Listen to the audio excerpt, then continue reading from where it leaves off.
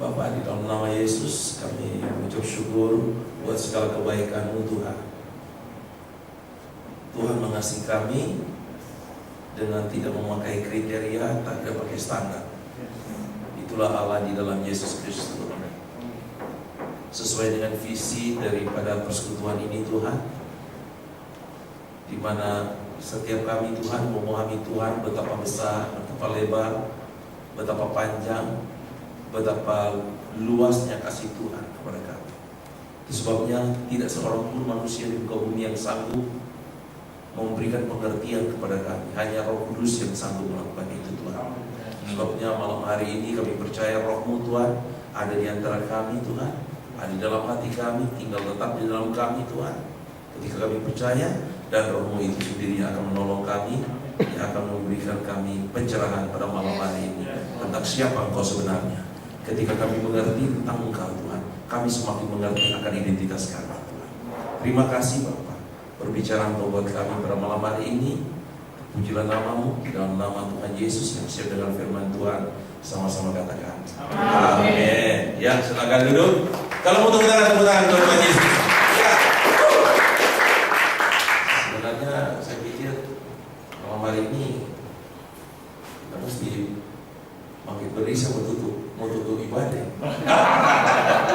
Karena 3 kesaksian tadi sangat memberkati buat saya. Ya, saya belajar banyak juga tadi, kesaksian yang luar biasa, kesaksian hidup bahwa tidak ada seorang pun manusia di muka bumi ini yang pantas, yang patut, dan yang layak di hadapan Tuhan. Tidak ada. Semua karena kasih karunia Tuhan. Amin. Bapak Ibu Saudara, jadi kalau saya pakai gelar dokter sana, sebenarnya itu cuma untuk jembatan secara horizontal. Ya, saya bilang sama Pak Denny ya sedikit nakut-nakutin orang juga. Ya. Biasanya kasihan sekali kita yang sudah belajar kasih karunia itu babak belur dengan orang-orang yang sekolah teologi, ya kan? Wah, kalian kasih karunia nggak tahu begini. Ya puji Tuhan, Tuhan berikan kasih karunia buat saya untuk mengerti bahasa asli. Nah, kalau sudah mengerti bahasa asli, mau ahli teologi dari mana pun sudah bisa bantah, karena itu sudah memang dia punya original teksnya. Amin. Sebabnya saya keliling Indonesia ini memperlengkapi. Sebenarnya sebelumnya saya pengembalaan 7 tahun dengan orang-orang pemulung. Dengan orang pemulung 7 tahun. Biasanya orang habis khotbah dikasih PK, ini saya yang harus naik hotel, saya kasih makan mereka, kasih transportasi. Sudah begitu Pak Idris minta doa. Apa? Saya pikir doa apa ini? Sakit atau apa? Pak Idris doa Pak Idris. Anak saya punya sepatu sudah robek. Ini bukan pakai doa ini. Bilang aja kalau minta sepatu baru. Makanya saya kalau dulu kata saya kalau pergi ke Jakarta itu pergi ke pasar baru Mangga dua pasar pagi. Oh, bawa lah itu. Sepatu ukuran berapa? Catat semua itu bawa itu, beli di sana itu seragam. Sampai saya pikir ini kok pendeta lain senang-senang, saya masuk begitu. Ternyata ada juga teman-teman di sini yang seperti itu juga. Jadi bukan cuma saya sendiri, ya. Jadi Bapak Saudara, sebelum saya sharing lebih lanjut, saya ingin perkenalkan bahwa saya Julius Jafet Pulu, dia berasal dari Sangir Laut, ya. Saya sudah berkeluarga, istri saya dengan anak ada di Batam. Besok kalau Tuhan berkaki, saya akan ke sana, pulang ke Batam. Ya, mudah-mudahan kita bisa ketemu lagi, bersua lagi. Kata orang Padang bilang bisa bersua lagi. Ya. Jadi Bapak Saudara, saya mungkin sedikit mau menyambung kesaksian tadi dari Bapak ya saat sana, bahwa agak aneh ya, orang nggak pernah doa, nggak pernah puasa, nggak pernah baca Alkitab, nggak pernah masuk gereja, justru mengalami mujizat. Tadi tiba-tiba saya diingatkan, ada 2 orang di dalam Alkitab Perjanjian Baru itu yang memiliki iman yang besar.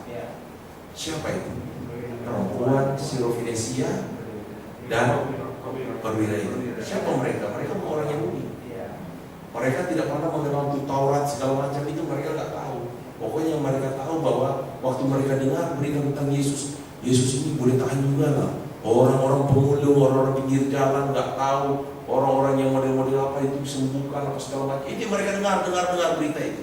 Mereka dengar. Jadi ternyata berita tentang Yesus ini sangat penting kita mau dengar. Amin. Itu berita tentang Yesus. Ya, saya tidak melarang Bapak Ibu Saudara untuk harus masuk gereja, bukan. Maksud saya yang penting kita dengar berita tentang Yesus, berita tentang Yesus. Ketika seorang perempuan yang sudah pendarahan berapa tahun itu? 12 tahun pendarahan, dia sudah begitu kurus. Ketika di ayat sebelumnya dia menjawab juga Yesus, dikatakan di situ bahwa perempuan ini berulang kali dia mendengar berita tentang Yesus, berita tentang Yesus. Bukan berita tentang manusia. Karena Bapak Ibu Saudara, di dalam Roma 3 ayat 23 itu dikatakan upah dosa adalah maut. Bukan upah dosa adalah maut. Semua orang telah berbuat dosa dan kehilangan kemuliaan Allah. Kata kehilangan di situ ternyata dalam bahasa aslinya itu akar katanya histeris. Jadi bagi orang yang belum terima Yesus, mereka sebenarnya histeris jiwanya. Bukankah kita seperti itu dulu? Iya, saya juga dari dunia yang kacau balau, gak karuan juga itu. Saya di Papua, di Ambon, sudah gak karuan pokoknya kalau mau diceritain. Sebab itu kalau bisa ketemu malam hari ini semua karena kasih karunia. Karena sudah dilaporkan bahwa Julius dari Julius dari tahun 88 sampai tahun 95 itu ada di Papua. Itu dari satu gunung ke gunung lain ikut seismik geologis. Pegang martir besar, pukul-pukul batu itu. Itu ikut orang Papua, mereka kalau lari jalan cepat sekali. Jadi dapat laporan ke kampung bahwa Julius sudah pada mandi-mandi lagi, rambutnya sudah, memang betul, sudah nggak mandi-mandi lagi saya. Semua orang kalau sudah stres kan begitu kan, stres tingkat dewa memang itu. Mereka bilang, Julius sudah stres, sudah gila sana, hari ini pun sudah nggak pernah ke gereja dia itu. Pokoknya dia cuma pikul kayu dari hutan ke hutan. Saya juga berpikir bahwa saya sudah mungkin saya punya nasib sudah seperti ini, sudah hancur. Ternyata kakak saya doain saya terus. Ternyata ada orang doain. Jadi Bapak Ibu Saudara, kita bisa betul itu. Ada juga orang yang doain kita terus. Ya, nanti ketahuan di mana? Nanti di surga. Kenapa? Ketika tubuh kita ini kan terbatas oleh ruang dan waktu, ya kan? Tapi ketika kita diubahkan tubuh kita, otak kita ini lebih hebat itu dari i7 itu. Gak tahu i berapa lagi itu, i1 triliun mungkin itu. Jadi waktu mau ingin tahu segala sesuatu itu kita tahu persis. Otak kita seperti Yesus, kepintaran kita seperti Yesus, cuma kita bukan Tuhan Yesus. Itulah hidup yang berkelimpahan. Hidup yang berkelimpahan dalam Tuhan itu orang yang boleh saudara yang kasih Tuhan. Kalau saudara percaya Yesus hidup dalam kelimpahan. Kelimpahan di sini saya mulai renungkan. Kenapa saya kok menolak tentang kelimpahan yang ada di muka bumi? Puji Tuhan kalau dapat kelimpahan di bumi. Kenapa Bapak Saudara? Saya punya teologi agak berubah. Kenapa? Ada 2 kepala rumah tangga pemulung ini. Dari awal saya layani miskin jadi pemulung, sampai mati 2 orang ini jadi pemulung. Sampai saya sebenarnya bilang gak mau lagi ke Tuhan. Saya bilang, Tuhan, kok tega sekali kau Tuhan. Orang Medan bilang, 3 kali kau Tuhan. Macam mana ini? Macam mana orang kepala keluarga ini? Dulu saya kenal pemulung, iya kan? Mati pula jadi pemulung begini, susah lagi, miskin lagi. Saya bilang, Tuhan, gimana ini? Tahu-tahu terakhir ini setelah saya mulai mengerti tentang kasih karunia, ya saya baru tahu ternyata yang Tuhan siapkan itu adalah hidup yang kelimpahan itu. Bukan hanya 50 tahun, bukan hanya 50.000 tahun, bukan hanya 50 juta tahun, bukan hanya 50 miliar tahun, bukan hanya 50 triliun tahun, tetapi kekal untuk selama-lamanya. Itu kelimpahan. Kita hidup senang 50 tahun aja sudah senang, iya kan? Tuh lagunya Momere, ke kiri, putar ke kiri. Lebih bagus kita gambar. Sebelum ibadah kita mesti lari. Atau malaikat pada di sini malaikat pada bincang. Iya kan? Santai kita. Saya diingatkan tadi waktu kesaksian tiba-tiba ada yang nanya-nanya. Saya diingatkan di sinagoga. Sinagoga ternyata dialog. Makanya waktu Paulus hadir di sinagoga, siapa lagi mau tanya? Paulus angkat tangan. Suatu arwah hantu buang. Nah, di sini bagus. Ada saling tanya jawab, itu bagus sekali. Nah, jadi kita kembali lagi tadi itu bagaimana perempuan Syrophoenisia dengan perwira itu. Mereka hanya mengandalkan Yesus. Agama mereka buat peraturan A, B, C, D, ya kan? Tapi Yesus nggak pakai peraturan. Itu sebabnya aneh bin ajaib. Kenapa kok Paulus yang tulis sampai 13 huruf? Kenapa kok Tuhan suruh Paulus? Sebenarnya kalau saya pikir-pikir bukan, Paulus ini lebih jahat daripada ISIS. ISIS itu berperang dengan orang pakai senjata. Pakai senjata ya? Senjata, oke, tembakan. Baru-baru kabar tadi malam, ISIS tembak jet tempurnya Syria. Jet tempur ya, jelas harus ditembak. Tapi Paulus minta ampun. Orang lagi ibadah begini, ditembakkan kacau balau. Kita nggak pegang senjata, tidak melawan dia, tidak melawan Paulus. Dia malah hantam kita. Ribuan orang sudah mati. Ribuan orang giginya lepas. Padahal Agung Torah bilang apa? Gigi ganti gigi. Seharusnya Paulus itu mau makan bubur aja nggak bisa. Kenapa? Giginya sudah nggak ada. Matanya juga sudah nggak ada sama sekali. Kenapa? Mata ganti mata Agung Torah. Tapi Paulus menyadari. Paulus tahu nggak mata ganti mata? Paulus tahu nggak gigi ganti gigi? Tahu 100%. Karena dia profesor Alkitab. Cuma kiblatnya bukan kepada Abraham, kiblatnya kepada Tobias. Sorry kalau ada nama Tobias di sini. Dia kiblatnya kepada Tobias itu. Pada waktu Nehemia mau bangun kembali bait Allah, dia adalah Tobias dengan siapa yang satu lagi itu. Mereka yang melarang itu, kata Nehemia itu bangun. Jadi dia punya kiblat ke sana. Itu yang membuat sehingga mereka pelihara hukum Taurat itu. Tapi ketika dia dicelikan bapaknya, oh ternyata kiblatnya harusnya ke Abraham sana. Jadi luar biasa Tuhan pakai Paulus. Kalau sempat Tuhan pakai orang yang baik-baik, nggak terlalu kelihatan kasih karunia-Nya. Sebab itu Paulus bilang begini. Paulus kan begini. Kalian tahu nggak? Kalau masalah kerja keras, saya ini lebih dari kalian. Terus dia katakan apa? Ayat selanjutnya, tetapi bukan aku yang bekerja, melainkan kasih karunia. Tahu nggak? Dia bilang kata kerja yang pertama itu dia pakai auris indikatif aktif. Artinya begini, dia bekerja, tik satu kali aja, tidak dijelaskan berulang kali. Itu auris, tidak berulang kali. Tetapi waktu dia mengatakan ini melainkan, nah kata melainkan di situ bukan pakai kata tetapi biasa, melainkan di sini dia pakai arti yang lain. Artinya melainkan semata-mata ini karena kasih karunia kalau aku bisa bekerja. Makanya tadi ketika kita bisa makan, kita bisa minum, kita datang kemari, kita bisa bicara, semua ini karena kasih karunia. Amin. Amin. Nah, kita akan lihat satu teks Alkitab, ya kan? Di dalam Yohanes 3 ayat 16. Nanti tolong teman-teman yang mengerti ayat ini, tolong kita bantu, ya. Karena di sini tidak ada yang satu lebih daripada yang lain. Semua kita sama. Amin. Semua kita adalah anak Tuhan. Yohanes 3 ayat 16. Nah, Yohanes 3 ayat 16 ini adalah dialog antara Yesus dengan Nikodemus. Nikodemus siapa ini? Ini profesor Alkitab juga dia. Orang pintar, dia luar biasa. Kemudian Yesus jelaskan kepada Nikodemus. Dalam bahasa Indonesia diterjemahkan seperti ini. Karena bahasa Indonesia itu menerjemahkan dari bahasa Inggris, bukan langsung dari bahasa aslinya. Ya, Pak ya. Jadi dia terjemahkan begini. Karena begitu besar kasih Allah akan dunia ini, ya, sehingga Ia telah mengaruniakan anaknya yang tunggal supaya setiap orang yang percaya kepadanya tidak binasa melainkan beroleh hidup yang kekal. Nah, kita lihat dari ayat ini.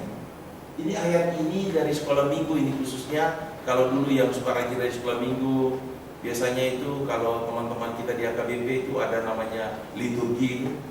Saya pernah diundang suruh Bapak ini datang please tepat waktu jam berapa? Jam 6. Oke, jam 6 saya datang. Tahu-tahu saya lihat liturgi, minta ampun. Ada ratusan anak-anak di mimbar sana, pegang liturgi ayat-ayat. Waktu mereka baca-baca, saya pikir anak-anak aja nggak apa-apa lah, tahan aja lah 55 orang anak kan. Tahu-tahu remaja lagi datang lagi, 60 orang lagi naik. Wah, saya pikir ini ibadah jam berapa ini? Tiba-tiba ibadah sudah memulai jam berapa? 8:30 baru mau khotbah. Minta ampun. Kenapa? Karena ayat-ayat ini sudah terlalu familiar buat kita. Ya, ayat-ayatnya sudah familiar. Karena begitu besar kasih Allah akan dunia ini. Stop. Oh, karena kasih begitu besar kasih Allah akan dunia ini. Ini bahasa Indonesia seperti ini. Bahasa Inggrisnya seperti bagaimana? For God loves so the world. Nah, ternyata kalau kita lihat bahasa Yunani itu dia kocok balau. Kalau bahasa Indonesia enak. Saya subjek, predikat, objek, keterangan atau objek pertama, objek kedua. Itu kan begitu. Bahasa Inggris juga begitu ya. Subjek, predikat, objek pertama, objek kedua, keterangan. Bahasa Yunani enggak. Beramburan dia lempar aja begitu. Beramburan enggak karuan. Nah, itulah dahsyatnya orang Yunani. Makanya orang Yunani begitu bangga sekali mereka jadi orang Yunani. Mereka menganggap orang di luar Yunani adalah bodoh. Itu orang Yunani. Kenapa sampai mereka berpikir begitu? Filsuf dari mana? Filsuf yang paling hebat dari di 400 tahun sebelum Masih. Itu Sokrates. Sokrates punya murid yang hebat namanya Plato. Plato punya murid 2 orang yang hebat namanya Aristoteles dan Philo. Aristoteles yang menguasai ilmu pengetahuan. Coba kita belajar bisnis, belajar apa? Aristoteles punya nama pasti ada. STT siapa? Itu STT pertama yang Philo itu. Jadi orang Yunani itu begitu bangga sekali dengan mereka punya warga negara itu. Mereka kadang-kadang, saya ini keturunan Alexander Agung. Jadi mereka bangga sekali. Tapi anehnya bin ajaib sekarang bangsa Yunani, negara Yunani kolaps. Kenapa? Karena mereka tidak percaya Yesus. Jadi sekalipun kita bukan orang Yunani, kalau kita percaya Yesus, kita tidak akan bangkrut. Amin. Kita tidak akan mengalami stres. Bahkan dalam Roma 5 ayat 17 dikatakan, ketika kita percaya Yesus, sebenarnya kita lagi buat satu deal bisnis yang paling megah, paling besar. Itu kapan? Ketika orang percaya Yesus. Bisnis yang paling besar, great deal, bisnis yang paling besar ketika orang percaya Yesus. Makanya diteguhkan dalam Lukas 10 ayat 15. Ketika satu orang bertobat, berarti deal bisnis yang paling besar. Haleluya. Karena begitu besar kasih Allah akan dunia ini. Kalau bahasa Yunani ini begini, autos, gar, egapesen, hoteos, ton, kosmon. Nah itu dia begitu, dia punya bahasa Yunani, lucu. Berhamburan gak terkaruan. Subjeknya di mana? Ya kan, subjeknya itu hoteos. Nah, jadi kalau diterjemahkan jadi begini sebenarnya.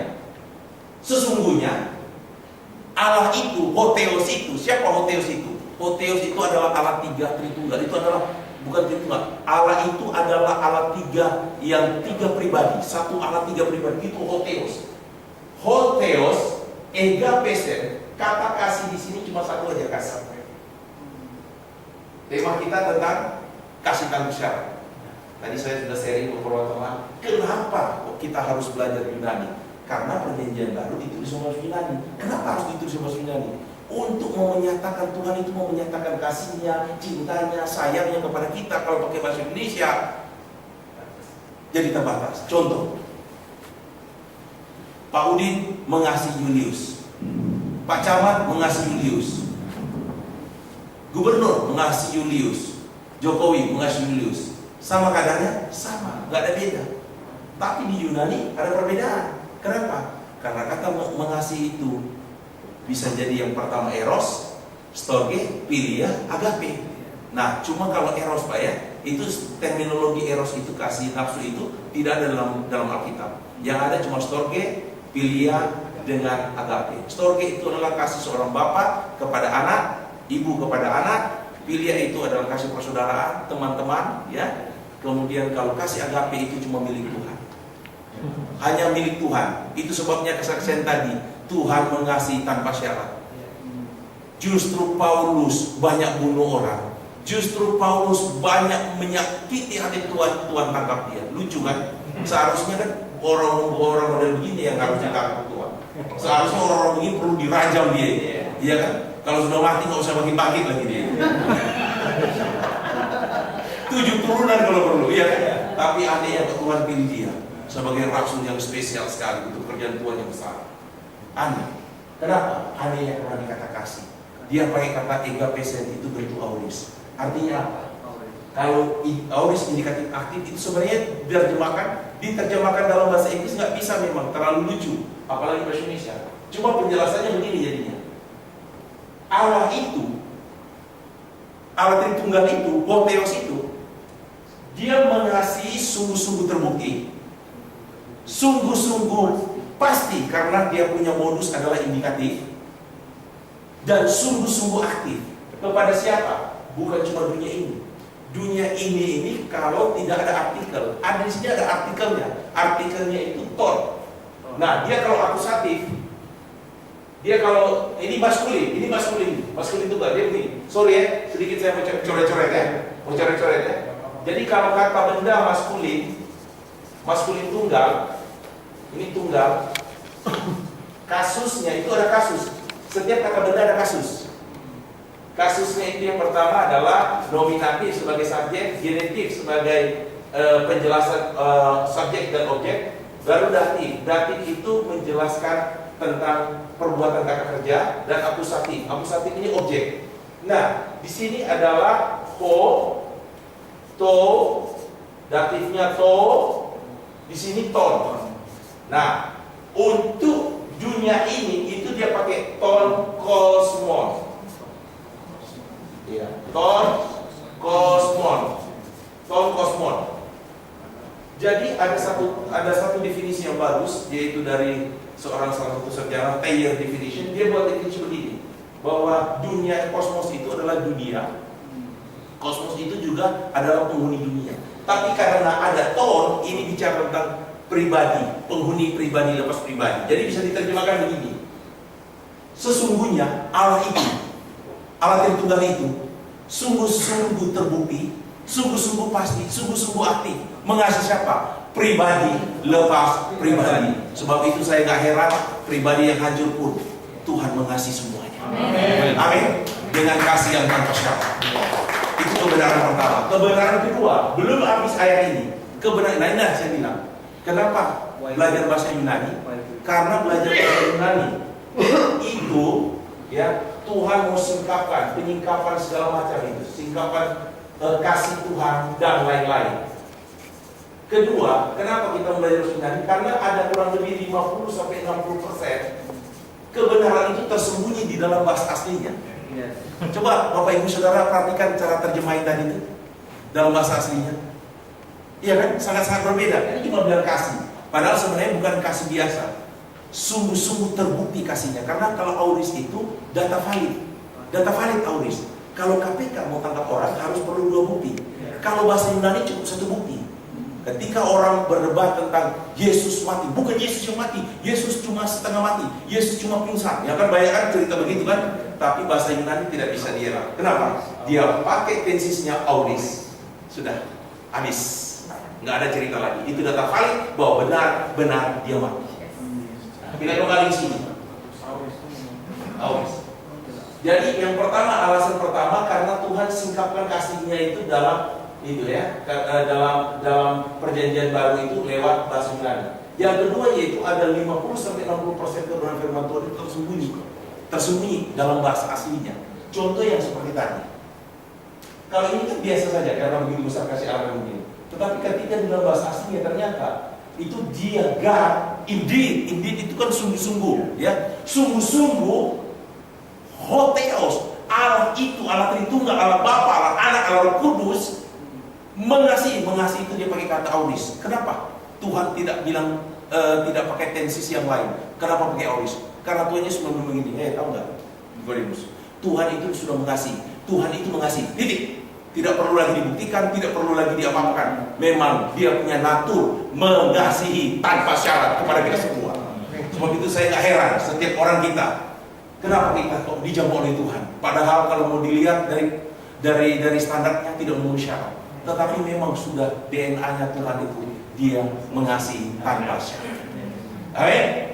Yang kedua ini yang tersembunyi ini. Nah, ini saking semangatnya sampai loncat-loncat lagi. Iya kan? Terpengaruh dengan tadi agak sukacita luar biasa tadi dengan apa? Dengan kesaksian tadi. Bocor-bocor boleh juga. Nah, kebenaran kedua, jadi kebenaran pertama tadi seperti itu, bahwa Tuhan mengasihi tanpa syarat, sungguh-sungguh terbukti. Iya. Keren. Ini kerja sama yang baik. Di gereja suruh turun. Makasih Bapak.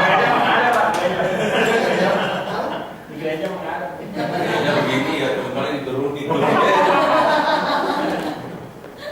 Gulung tikar lagi. Kebenaran kedua adalah, coba lihat kebenaran kedua. Saya bawa ini satu ya. Kebenaran kedua kita lihat di sini adalah, nah, coba saya mau tulis dalam bahasa aslinya lah ya. God. Ini bahasa Yunani ini kan kacau balau. Dia berhamburan nggak karuan, dia punya subjek di mana. Nah, Bagan ini membantu supaya mampu diterjemahkan dengan baik. Itu bagan.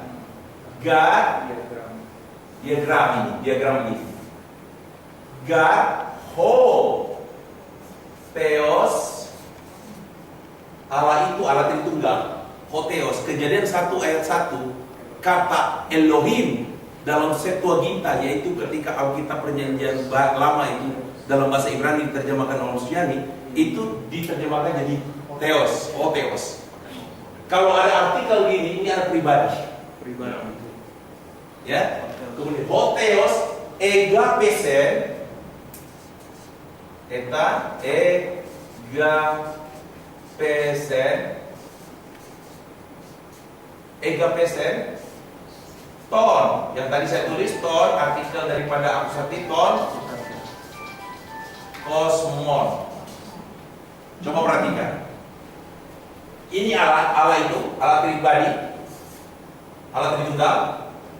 Ini siapa?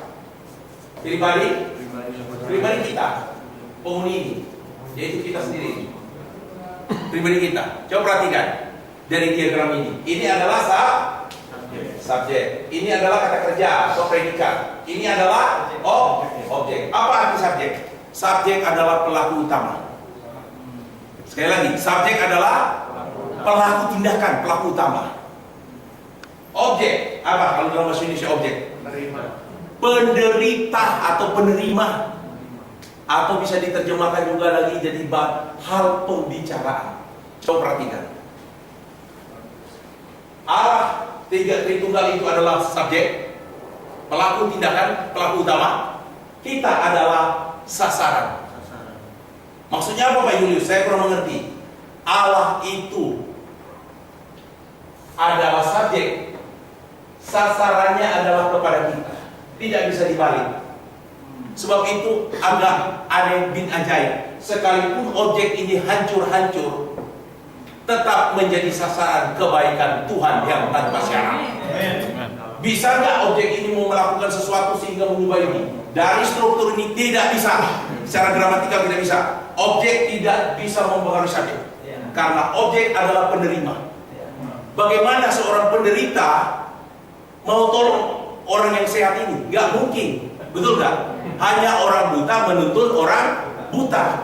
Ini bisa menuntun, tapi kepada orang buta. Dua-dua masuk jurang. Tidak mungkin penderita mau tuntun Allah. Tidak mungkin. Ini dahsyat sekali kebenaran ini. Artinya ini diteguhkan dengan kesaksian-kesaksian tadi. Kenapa? Sekalipun pribadi lepas pribadi hancur, tetapi ada subjek. Ingat, kita adalah objek. Kita adalah sasaran daripada kasih sayang Tuhan. Kita adalah sasaran daripada kebaikan Tuhan. Kita adalah sasaran daripada kasih sayang, kebaikan, sukacita, damai sejahtera daripada Tuhan sendiri. Itu dahsyatnya. Kita cuma sebagai objek, kita cuma sebagai penerima. Kita adalah penderita. Tuhan yang melakukan semua. Sebab itu saya gak heran, sekalipun ada orang yang tidak berdoa puasa, tahu-tahu disembuhkan. Kenapa? Karena semua perbuatan daripada subjek. Subjek ini yang melakukan semuanya. Dialah pelaku utama kita. Amin. Dia pelaku utama. Kita cuma menerima. Sebab itu kekristenan bukan berbicara tentang apa yang kita mau lakukan. Ada satu definisi dari Pastor Yesus Kristus bagus sekali. Dia bilang, hukum Taurat itu menuntut. Nah, tadi hukum Taurat itu menuntut. Tetapi kasih karunia apa? Menerima. Dia dibuktikan dengan diagram bahwa ternyata posisi kita adalah objek. Cuma menerima kebaikan Tuhan. Ketika seseorang mulai berfokus bukan kepada subjek tetapi kepada dirinya, maka histeris. Tetap histeris, jiwanya histeris, terganggu. Coba ya, ketika orang sudah dipuji-puji ya, tadi baik, puji Tuhan, kesaksian tadi meneguhkan. Ketika kita sudah berdoa, ya, kita doain orang sakit, dalam nama Yesus, sembuh. Langsung pergi ke tempat cetak kartu nama. Pak, tolong Pak, bikin kartu nama. Jangan lupa kasih dia tulisnya, karunia kesembuhan. Saya paling senang sekali kalau ada orang mati di Batam itu biasanya mereka panggil saya, Pak Yudis, ada yang mati Pak Yudis. Saya bilang umur berapa? 65. Ah sudah, nggak apa-apa lah kalau sudah umur nggak apa-apa. Nggak apa-apa. Pak Yunus jangan Pak Yunus, itu tante saya. Oh iya sorry. Heran juga mereka. Pondok sholat. Lihat saya, itu Pak Yunus sudah bikin sudah. Padahal saya maunya dulu itu mau doain orang mati itu. Saya punya rencana begini. Kalau memang ada terjadi kejutan itu, saya mau bikin kartu nama. Ya, perayaan aku mau orang mati. Karena terlalu hidup terlalu susah dengan jemaat sama pemulung-pemulung, jadi mau cari jalan pintas seperti itu kan? supaya ada yang dukung kan? Ini apalagi? Ini apalagi karunia yang paling hebat ini pasti harus orang mati bangkit. Padahal Allah kita adalah Allah untuk orang hidup. Amin. Amin. Sebab itu Tuhan sangat tertarik sekali dengan tubuh kita. Ya. Ketika Salomo membangun bait Allah setelah dihitung-hitung dari emas segala macam, tembaga, dari kain semua, itu kurang lebih sekitar berapa itu mereka itu 14 triliun atau berapa? Triliunan. Tetapi pada akhirnya Tuhan bilang, aku tidak mau tinggal di gedung atau bangunan buatan tangan manusia. Aku tidak mau tinggal. Teman saya pada waktu dia pergi ke Israel, dia dapat inspirasi dari Tuhan, dapat iluminasi, dia dapat pencerahan dari Tuhan. Dia bilang begini, Tuhan, kan orang-orang menangis di tembok katapan supaya mereka membangun lagi bait Allah. Tiba-tiba dia dapat pencerahan dari Tuhan. Tuhan, kenapa sih kok Tuhan nggak mau bangun? Kasihan juga nih orang Israel. Di Hebron itu, waktu saya di Hebron Tuhan pergi, kaget. Ada orang teriak, haleluya! Saya langsung shooting, siapa nih teriak haleluya? Saya dengar, nggak mungkin mereka teriak haleluya kan? Haleluya, oh ternyata Mesias, telinga saya salah dengar. Mesias. Terus saya tanya, siapa ini? Oh ternyata orang-orang Yahudi, mereka teriak-teriak, Mesias. Nah bagi orang Yahudi itu, ada dua tipe Mesias. Mesias bin Yusuf yang sudah bawa belur digantung itu, yang mereka bilang orang gila tukang kayu. Dan mereka lagi mau tunggu Mesias bin Daud, yang kalau datang langsung Power Rangers berubah, ya kan? Musuh-musuhnya dikalahkan. Mereka lagi tunggu seperti itu sebenarnya. Ternyata salah konsep mereka. Nah, kembali lagi. Aduh, sampai di mana lagi? Terlalu semangat, terlalu banyak yang saya mau ceritakan. Kebaikan Tuhan yang begitu luar biasa. Iya. Tenang aja Pak, sampai kurang pukul di sini. Oh, luar biasa ini. Bebas. Kita kembali lagi. Kebenaran yang kedua adalah Tuhan itu tetap sebagai subjek. Amin. Subjek suka-suka subjek. Dia mau lakukan apa? Makanya saya heran. Ada seorang saya kenal pendeta yang luar biasa. Dia doain orang sembuh.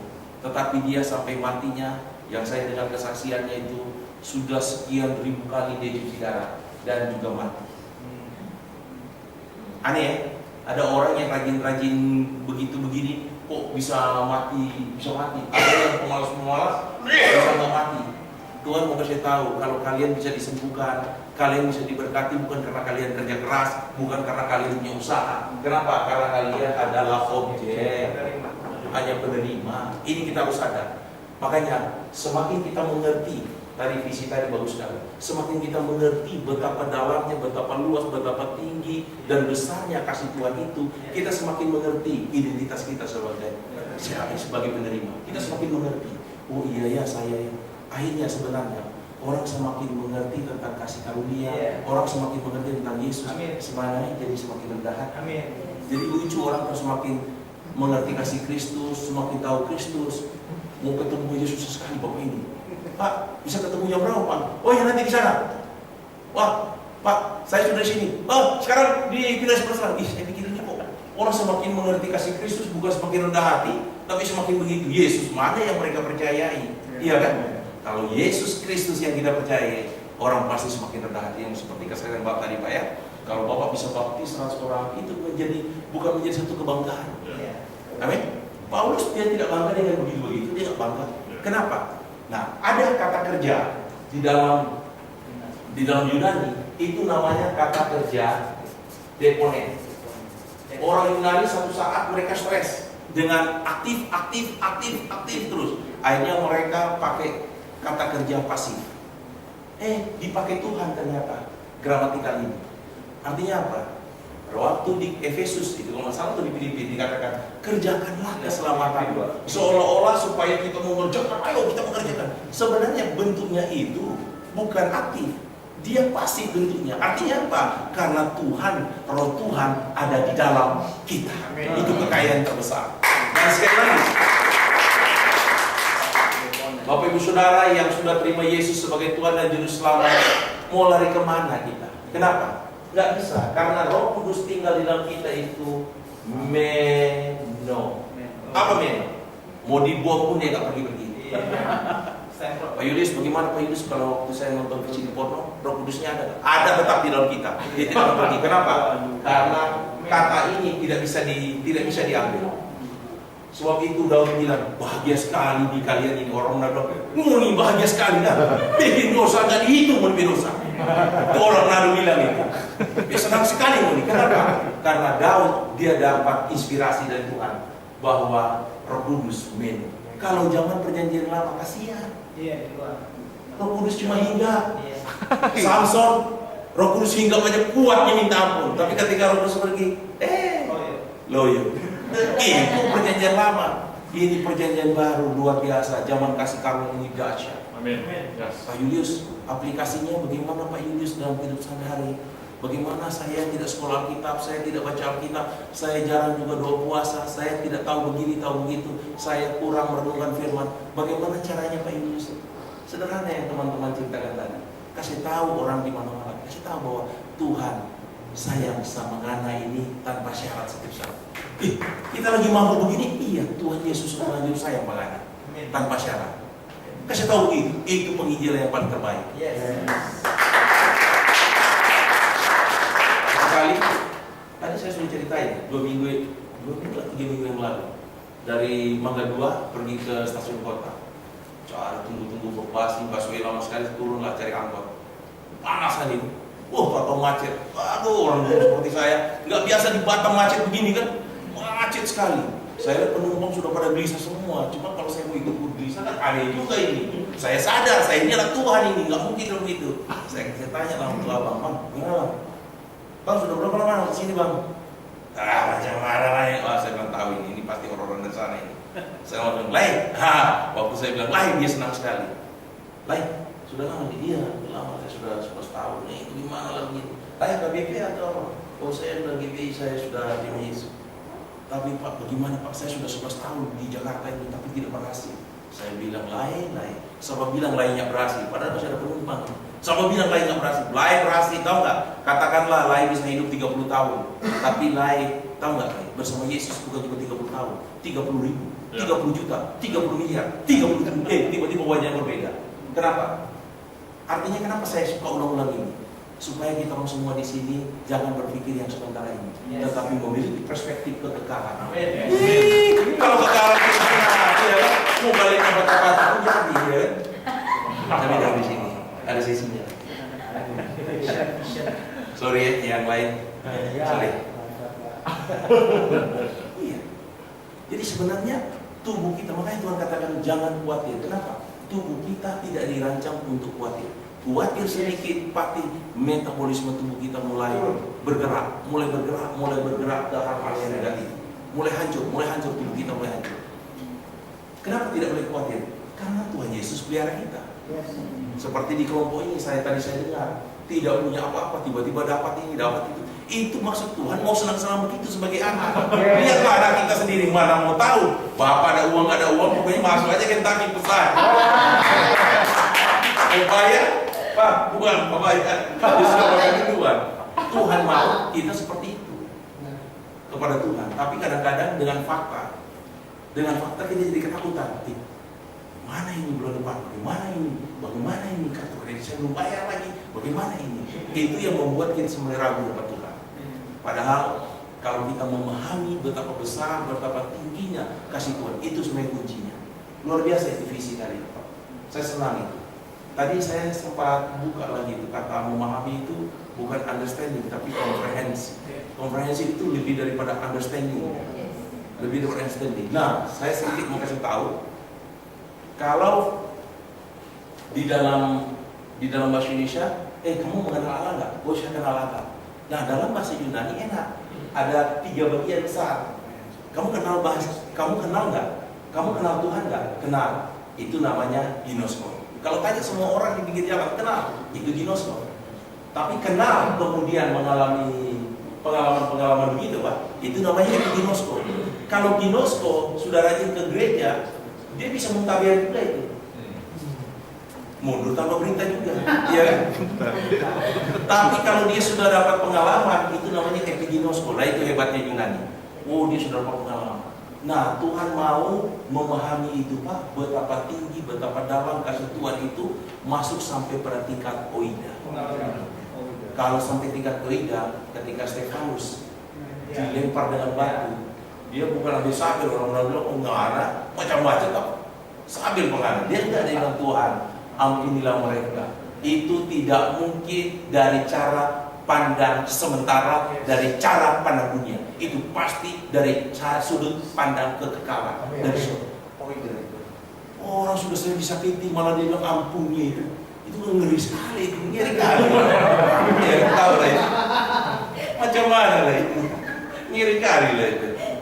Ya, itu luar biasa. Jadi Tuhan mau dengan kita memahami betapa tinggi, betapa dalamnya kasih Tuhan, supaya kita semakin mengerti. Yang itu teman-teman bilang next level.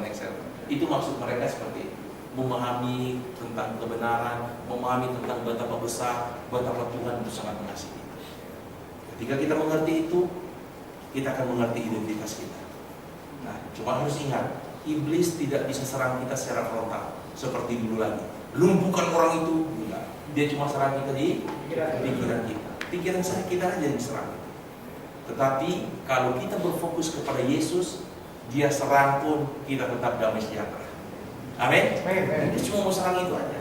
Ketika kita ikuti apa kata iblis, sudah lumpuh kita lama-lama. Ya, sebab itu saya senang sekali di dalam komunitas ini. Kenapa saya diingatkan dalam Lukas, dalam Matius, ketika bayi Yesus lahir, baru usia 1 tahun, baru usia sekian bulan, ada satu raja yang geram sekali mau bunuh anak-anak. Siapa namanya? Herodes. Itu sebenarnya lambang daripada setan. Pastikan bayi-bayi rohani yang baru kenal Yesus di tempat ini itu perlu dirawat, dibimbing. Itu dalam komunitas seperti ini. Kalau sempat memang, bukan saya anti gereja, kalau sempat di gereja habis. Kau gimana? Sudah berapa bulan kau ikut gereja Yesus? Besok kamu ikut. Itu konsep terdekatnya. Ini bahannya. Pagi-pagi jam 4 atau jam 5 bangun, ya bangun. Ini bahannya ini peraturan banyak.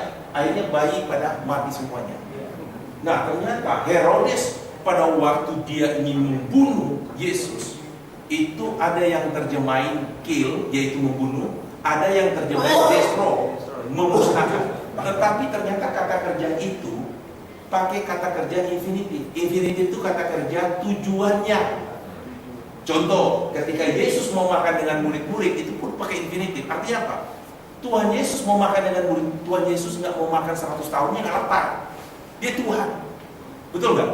Pada waktu murid-murid pergi beli Kentucky, dia ngobrol sama perempuan. Sampai mereka ngomong, laki-laki satu ini kok makan dari mana ini? Kok kuat-kuat aja ini. Yesus nggak makan 10 tahun nggak masalah, 100 tahun juga nggak masalah. Tapi kenapa dia makan? Tujuannya, kata kerjanya itu makan itu ada infinitif. Tujuannya untuk apa? Bukan untuk supaya dia kenyang, untuk relax dengan murid-murid.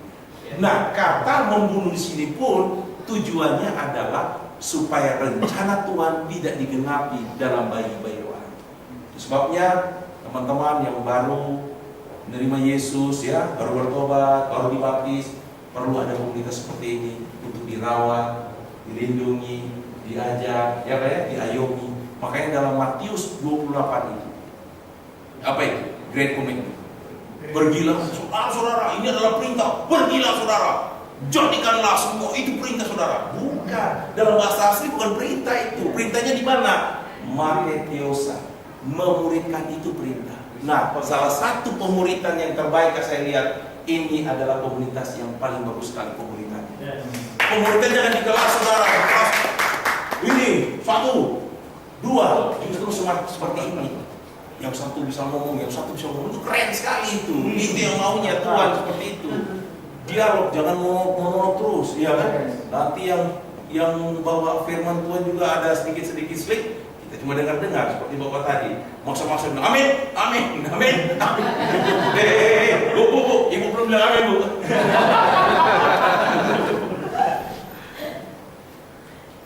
Nah, kita buka juga ruang tanya jawab walaupun cuma sebentar.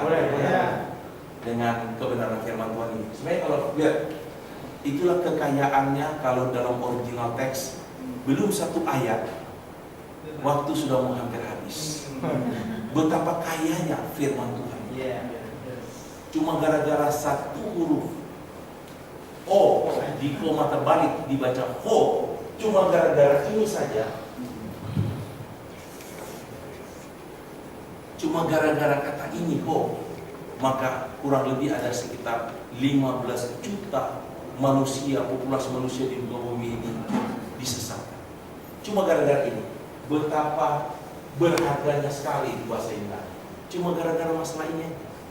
Tapi nanti mungkin dari kesempatan saya jelaskan. Karena terlalu panjang nanti jelaskan. Ya. Nah itu ada Yohanes 1 ayat 1. Terjemahannya begini. Yohanes 1 ayat 1, pada mulanya adalah firman itu bersama-sama dengan Allah, dan firman itu adalah Allah. Seharusnya karena bentuknya populer, dia intensify, jadi yang terjemahnya begini. Pribadi Kristus itu sudah ada dari sejak mulanya ketika di diagram. Selanjutnya, jadi bukan kai di sini, bukan dan. Selanjutnya, pribadi Kristus itu bersama-sama dengan Allah. Kai berikut itu bukan dan lagi. Sesungguhnya pribadi Kristus itu adalah pribadi Allah. Tapi karena tidak ada artikel diterjemahin mereka, pribadi Kristus itu adalah sifat ilahi. Di situ missingnya di situ. Tapi nanti ke depan, karena itu kata kerja populer. Saya lihat ada dai-dai sudah mulai mengkerut-kerut. Sorry kalau pulang. Tetap semangat. Oh, tetap semangat. Nah, jadi terjemahannya bukan seperti ini. Pribadi Kristus, firman di situ dia pakai ho. Coba perhatikan di huruf, kalau huruf besarnya itu di teks aslinya, dia pakai huruf yang besar itu. Logosnya itu besar. Dia pakai logosnya begini. Jadi bukan logos yang L kecil begini baru begini, bukan. Dia seperti ini. Itu menunjukkan satu pribadi. Ini pribadi. Ada artikel ini pribadi. Ketika hotheos itu, cuma gara-gara hotheos dia tidak lihat konsepnya. Berpikir Arianus itu nenek moyang itu. Dia terjemahin bahwa pribadi Kristus itu adalah sifat ilahi, sifat ilahi. Akhirnya mulai dari Arianus muncul namanya paham Arianisme. Arianisme dibawa sampai sekarang teman-teman. Yesus sebagai Tuhan dan Juru Selamat. Karena dia itu adalah ciptaan yang unggul, mereka cuma mengaku itu ciptaan yang unggul. Tetapi bagi kita orang percaya ada dua doktrin yang harus kita pegang.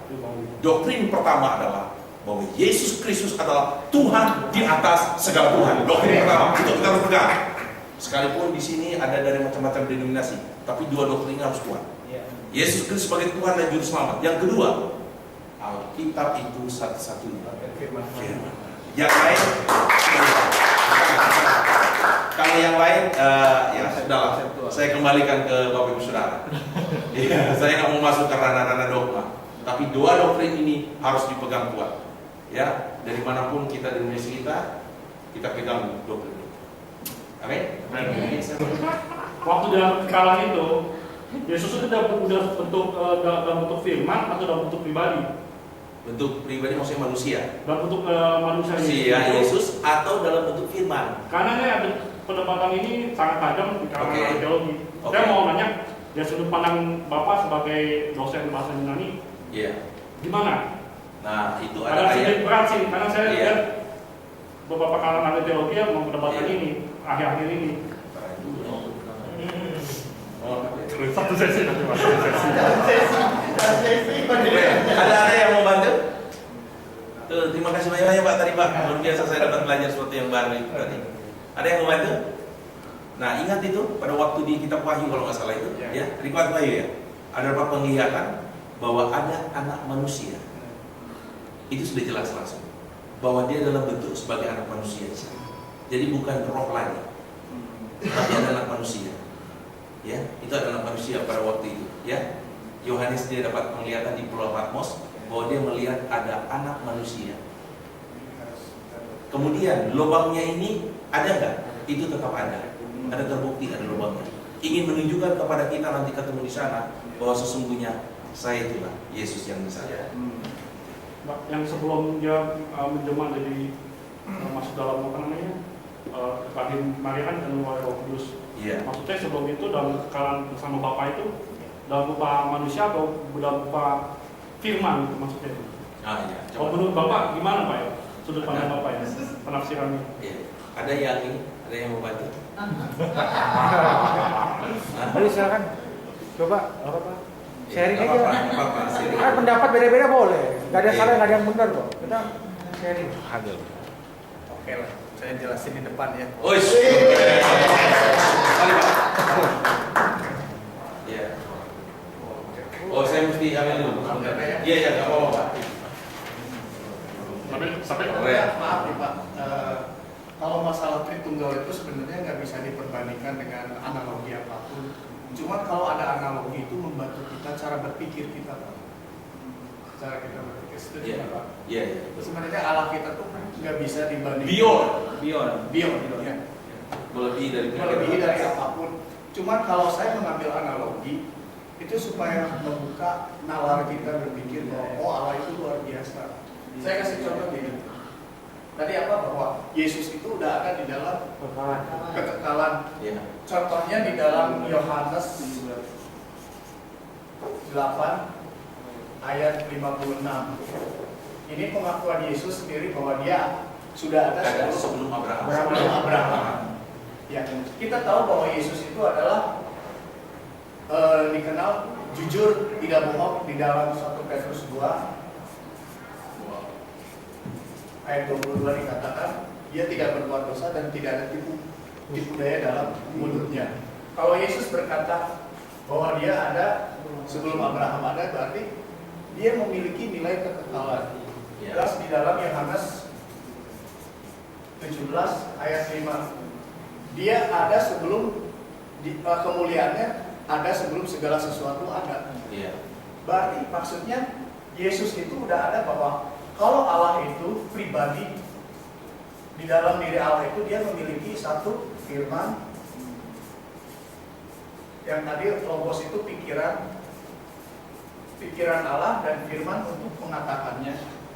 Dan yang terakhir adalah roh. Roh ini adalah kekekalan. Dan yang menjadi manusia itu roh dan firman itu. Roh Kudus dan firman. Di Yohanes dikatakan pada mulanya adalah firman Yohanes 1.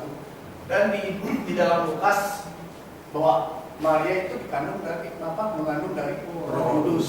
Dan inilah yang menjadi manusia itu. Jadi bukan dari benih manusia. Itu. Tak jadi ini. Cuma Nah, jadi kalau pribadi Allah, kalau dia tidak memiliki firman, jelas bukan firman. Kalau Allah itu tidak berfirman, berarti Allah itu sempat bisu. Berarti sejak Allah itu ada dari kekekalan sampai kekekalan, berarti firmannya juga melekat di dalam diri Allah, melekat sederajat dan sehakikat, yaitu logosnya Allah, pikiran Allah, firmannya dan rohnya. Itu. keren sekali. Jadi saya mau tambahkan juga sedikit. Bagaimana? Ya, keren sekali itu, bagus sekali. Sekali lagi tepuk tangan buat KFC.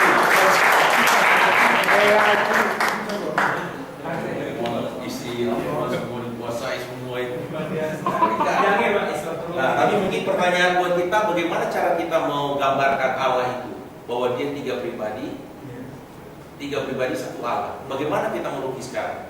Nah, cara melukiskannya adalah analogi yang seperti ini, Pak. Jadi yang tadi saya mau temukan Bapak tadi itu, bahwa ternyata dia ada sudah dari sebelum dari kekekalan sampai pada kekekalan. Dia itu seperti begini, Pak. Bisa kita lukiskan seperti ini. Ini Allah Bapa. Allah Anak juga di sini. Dia melekat di sini. Sama sederajat Allah Roh Kudus juga. Inilah kita menggambarkan Allah itu. Tidak dapat dipisahkan. 3 kali lingkaran, tapi dalam satu pribadi. Jadi dia sudah ada dalam kekekalan. Mungkin Bapak ingin supaya bentuknya itu seperti apa Pak ya? Kalau bentuknya waktu dia menyatakan diri kepada manusia itu teofani. Teofani itu bisa berbentuk seperti kadang-kadang panglima perang, kadang-kadang seperti apa, dia bentuknya seperti itu. Tapi dalam kekekalan dia bentuknya seperti ini. Dari awal. Tapi yang setelah dia mati di kayu salib, dia bentuknya seperti anak manusia. Pak, kalau teofani itu ada dasar kita juga nggak sih Pak? Kenapa? Bahwa itu Tuhan juga gitu. Iya, Tuhan juga itu. Ada dasarnya nggak itu? Itu semacam satu terminologi Alkitab untuk menyatakan bagaimana dia mau berbicara dengan manusia, ya, dia mau berbicara kepada manusia, berkomunikasi manusia, dia berbentuk seperti itu. Tapi ada ayat terhubung. Bagaimana? Ada Ayatnya ada. Ada ya. Saya kalau perjanjian lama kurang ini ya. Saya lebih condong ke perjanjian baru. Kalau perjanjian lama itu di Keluaran 3 waktu Musa melihat bara api di semak duri itu udah sifatnya teofani, cuma bukan dalam wujud daging tapi dalam wujud api. Kalau Abraham yang dikunjungi malaikat itu, Nah, bukan teofani juga. Teofani juga. Melkisedek Teofani juga. Ya, Nabi Daniel waktu melihat anak manusia itu teofani menyatakan dirinya. Ada anak manusia di atas awan. Ya, oke. Tanya yang berikut. Oh iya Pak. Tapi historia ayat berapa ya Pak jadi Pak? Bagaimana Pak? Bahasa Yunani-nya historia atau ada ya? Di Roma 3 ayat 23. Dia bukan istri apa, dia bentuk. Nah, itu bahasa Yunani itu dia ini Pak. Kalau kita lihat di apa? Lihat di interlinear, selalu dia bawa kita ke kata dasar. Iya kan? Selalu bawa kita ke kata dasar. Contoh. Blepo. Blepei. Misalnya. Blepei ini apa? Ia sedang melihat. Tapi kalau kita lihat interlinear, nanti dia berubah jadi begini. Blepo. Saya sedang melihat. Ini present indikatif api. Selalu dia seperti itu Pak. Nah, kalau yang tadi Bapak bilang Pak, itu yang tadi romantik itu, dia bentuknya berubah. Jadi bahasa Yunani itu biasanya Pak ada sufiks. Sufiksnya itu berubah, dia punya akhiran. Ada namanya infleksi. Istilahnya infleksi itu perubahannya itu di sini-sini Pak. Makanya kalau kata itu dalam bahasa Ibrani, itu biasanya kita lihat pangkal katanya seperti ini, blepo. Pangkal katanya mana? Kita coret ini. Pangkal katanya berarti blep. Ini pangkal kata. Kata dasarnya ini. Nanti di interlinear seperti di strong ya, kalau kita buka selalu larinya ke kata dasar itu. Artinya jadi artinya dari apa Pak? Blepo saya sedang melihat. Blepo saya sedang melihat. Lucu ya satu kata, tapi artinya saya sedang melihat. Yang angel itu gimana angel?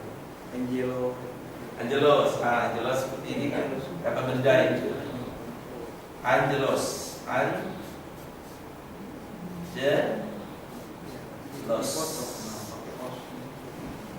Nah ini kaidah agama dia jadi N, jadi bacanya angelos. Angelos. Oh iya Pak, mari Pak, silakan Pak. Di Yohanes 1 ayat 1 Pak. Iya. Yang saya mengerti kan itu kan ada judul ya. Judulnya kan adalah kalau saya nggak salah kan firman yang telah menjadi manusia ya. Iya. Apa itu benar Pak? Itu judul firman yang menjadi firman yang telah menjadi manusia. Kan itu kan judul yang dari Lembaga Alkitab Indonesia ya. Apakah itu benar? Benar Pak. Menurut teman-teman yang lain gimana? Sorry Pak, saya lagi bertanya ke Bapak. Oh, kepada saya. Kalau menurut saya nggak tahu Pak, dia punya judulnya itu karena yang kita pelajari teksnya Pak. Kalau judul itu dari Lembaga Alkitab Indonesia, firman yang menjadi manusia. Itu lembaga Indonesia. Saya nggak setuju dengan judul itu. Karena sebenarnya kalau kita lihat lagi, tarik kembali dari aslinya lagi, itu sebenarnya sebelum Yohanes 1 ayat 1 itu ada tanda begini, asidenton sebenarnya. Nah ini kan nggak ada kan? Langsung tulis Yohanes 1 ayat 1. Aslinya itu ada asidenton. Artinya apa? Yohanes mau kasih tahu benar-benar kepada kaum Helenis. Yang terima ayat ini adalah kaum Helenis Pak. Siapa Helenis itu? Orang Ibrani yang kaum Gnostik ini, mereka kuasai bahasa Yunani. Makanya disebut dengan Helenis. Ya Pak ya? Itu ada lambang ini. Lambang ini menunjukkan bahwa tolongnya perhatikan baik-baik. Nah, perikop itu nggak ada Pak. Nah, itu. Jadi saya nggak setuju dengan perikop itu. Saya lebih setuju kalau misalnya langsung terjemahkan dalam seperti itu. Alkitab Indonesia aja yang ada perikop ini. Saya kurang tahu apa kalau di Inggris. Bahasa Inggrisnya ada. Nggak ada ya. Bahasa Inggrisnya nggak ada.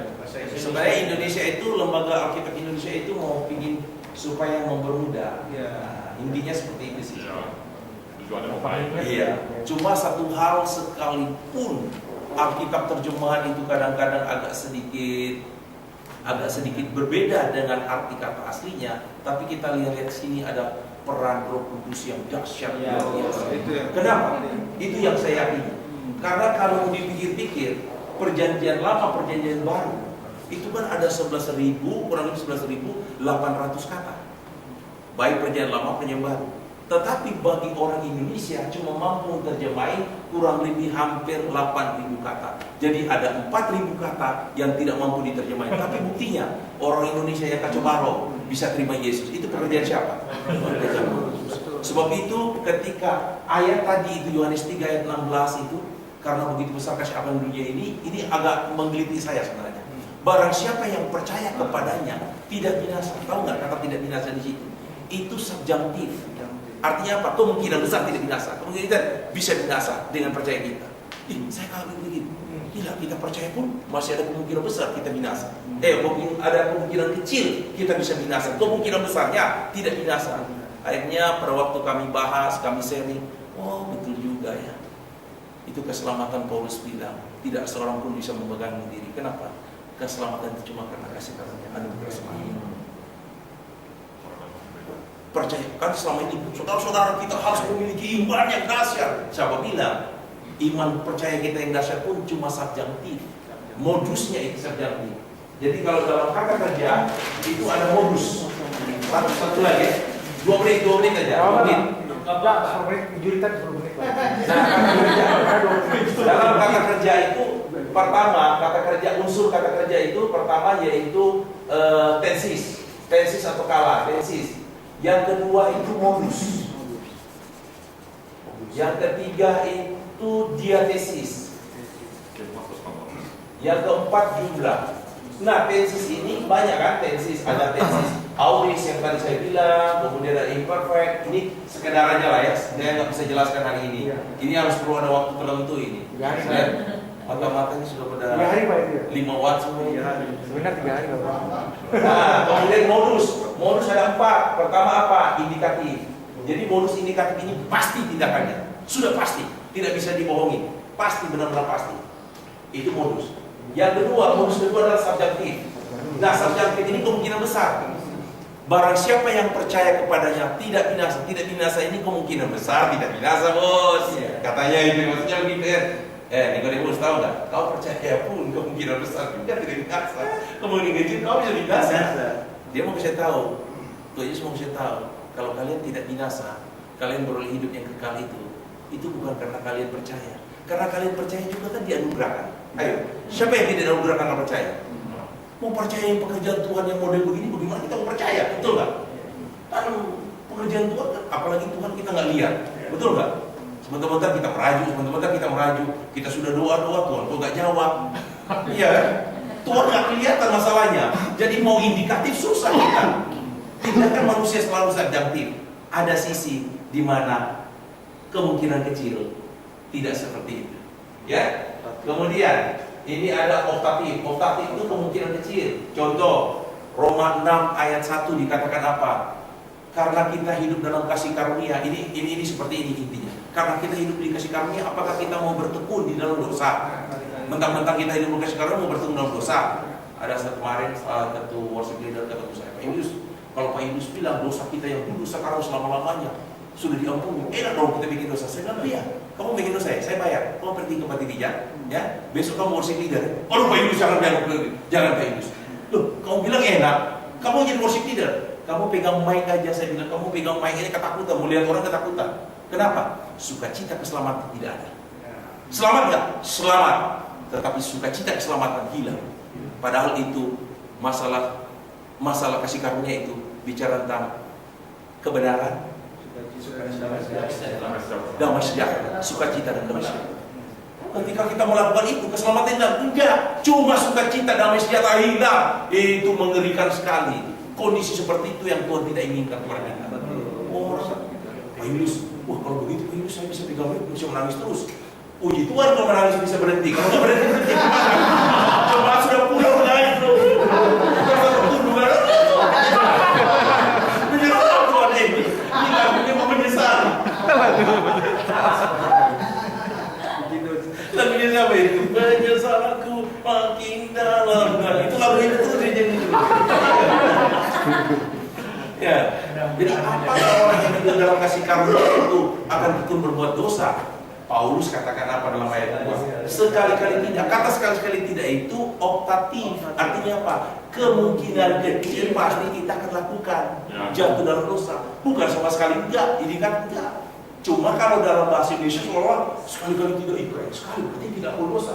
Akhirnya waktu kita jatuh, kita rasa bersalah. Kenapa? Karena bahasa Indonesia bilang sekali-kali tidak. Padahal bahasa Yunani dia pakai modus optatif. Baru yang keempat itu modus imperatif. Imperatif mana? Matius 28 ayat 19.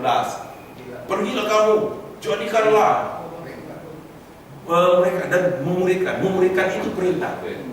Ketika orang sudah kenal Yesus tanpa disuruh, perempuan yang Samaria itu tanpa Yesus mau suruh-suruh, dia punya keinginan yang besar untuk menceritakan kebaikan Tuhan. Dia pergi. Seperti contoh Bapak tadi. Bagaimana penyakitnya? Aduh, zaman sekarang penyakit banyak sekali itu. Macam-macam tuh penyakit. Ketika penyakitnya memang dokter bilang nggak bisa sama sekali disembuhkan, pasti dia cerita kepada orang. Saya bilang gila ini, satunya bilang loh, kanker saya ada satu kali tanggal 18, saya ingat tanggal 18 Desember tahun 2014 itu, seorang ibu sudah divonis oleh dokter mati. Kalau dioperasi, suamimu kalau dioperasi, bapak kalau dioperasi istri bapak, dia tidak kenal lagi bapak. Dia lupa, kenapa? Dioperasi tulang belakang kan, saraf tulang. Tapi kalau dia dioperasi, mati orang ini. Sekarang sudah 2 tahun berjalan, nggak mati-mati. Akhirnya dia bisa cerita kemari. Setiap kesaksian suami cuma cerita itu. Kenapa? Ada dorongan yang kuat sekali. Dia akan pergi, nggak usah disuruh-suruh. Yang penting itu mati tiosan itu, pemuritan itu perlu. Seperti contohnya malam hari ini kita dengar firman Tuhan. Ya kan? Ada kesaksian, ada pertanyaan tadi Pak, bagus Pak ya. Pertanyaan tadi luar biasa, membangkitkan kita. Pengenalan pemahaman kita tentang Yesus itu kuat sekali. Nah, kemudian diatesis ini ada aktif, tindakan tentang tindakan aktif, pasif.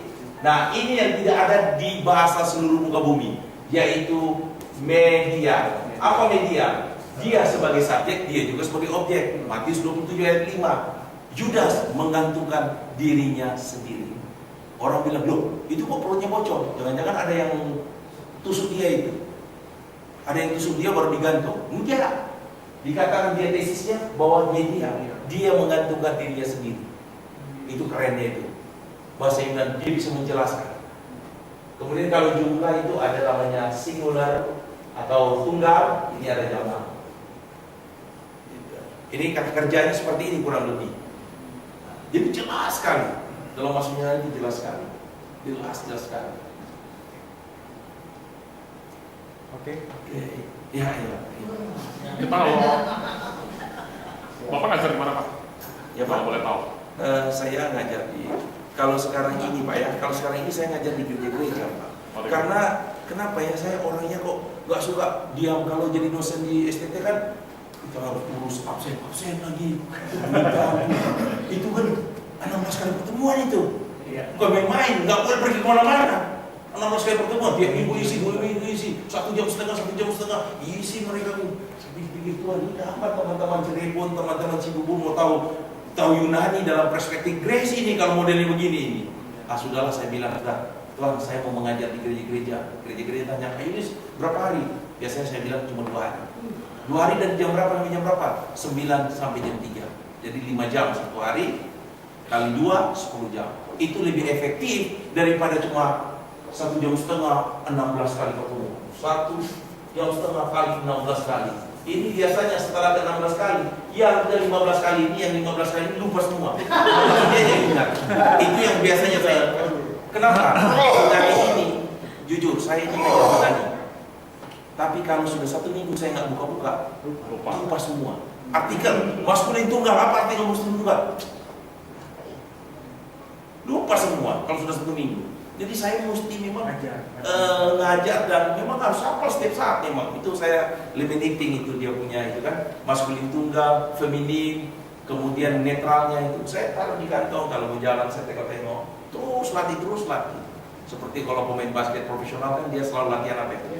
Dribble bola. Itu harus memang, nggak bisa tidak. Sudah tanggung jawab kita itu memang tidak. Iya. Atau begini. Nah, itu lebih mantap ini. Nah, ini ya, ini berapa jam ini? Kurang lebih ini. Kalau ini setengah 24 jam ya, hampir 24 jam ya. Nah, kalau saya bikin biasanya begini Pak, 2 kali 5, 10 jam. Ini justru saya lihat lebih efektif. Lebih efektif.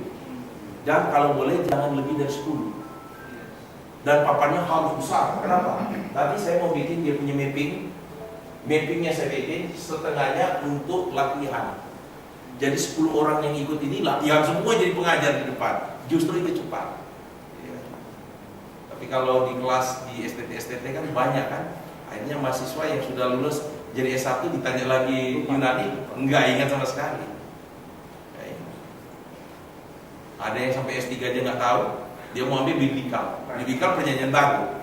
Aduh Pak Yulius tolong ajar saya Pak Yulius. Kenapa? Saya mau ambil biblical Pak Yulius perjanjian baru. Nah orang kalau mau ambil doktor teologi biblical perjanjian baru itu tidak ada tawar menawar. Dia harus kuasai bahasa Yunani. Iya kan? Oke, pertanyaan. Oke, sudah sip. Cukup. Ya cukup ya. Terima kasih banyak-banyak lagi.